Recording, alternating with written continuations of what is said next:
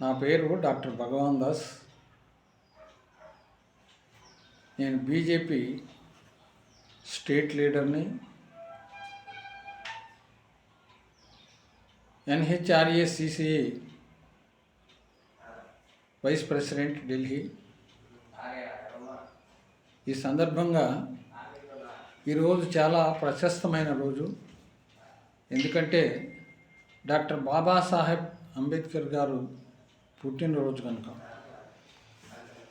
Doctor Babasaheb Ambedkar గారు 133వ జయంతి మనం చేసుకుంటున్నాం. ఈ సందర్భంగా బాబాసాహెబ్ గారి గురించి మాట్లాడుకునే ముందు ఒక విషయం మనం గుర్తుంచుకోవాలి. మనం సామాన్యంగా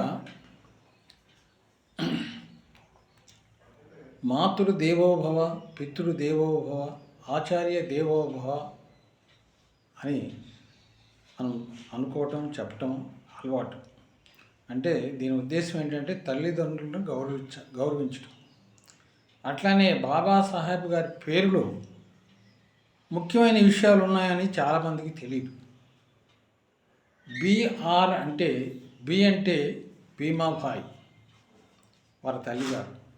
R అంటే రామ్జీ వారి తండ్రి గారి పేరు. అంబేద్కర్ అంటే అంబేద్కర్ గారి పేరు కాదు, ఇది వాళ్ళ గురువు గారి పేరు. అంబేద్కర్ అనే ఆయన ఒక బ్రాహ్మడు. ఆయన హై స్కూల్ చదువుకునే రోజుల్లో ఆయన పరిస్థితులను గమనించి, అన్టచబిలిటీని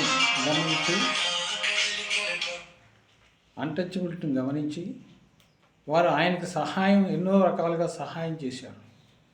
ఆ సందర్భాన్ని వారు గుర్తించుకొని తన గురువుగారి పేరుని తన పేరులో పెట్టుకున్నారు. అందుకని తల్లిదండ్రులు, గురువుగారు గుర్తించుకొని డాక్టర్ BR అంబేద్కర్ అని మనం పిలుస్తున్నాం. అది వారి యొక్క ఆయన తల్లిదండ్రులకి తర్వాత గురువు గారికి ఇచ్చిన గౌరవ సూచకంగా మనం భావిస్తున్నాం.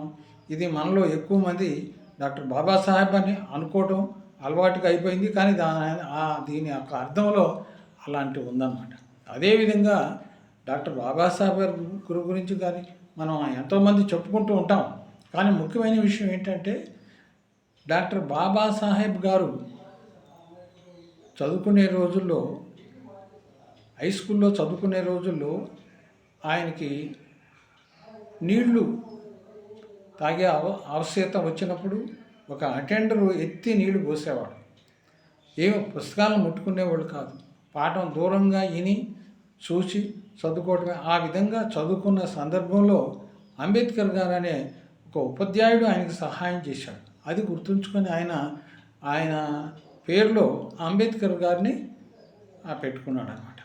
ఈ విధమైన గురువు మీద గౌరవంతో, భక్తితో ఈ విధంగా చేసేవాళ్ళు చాలా తక్కువ మంది.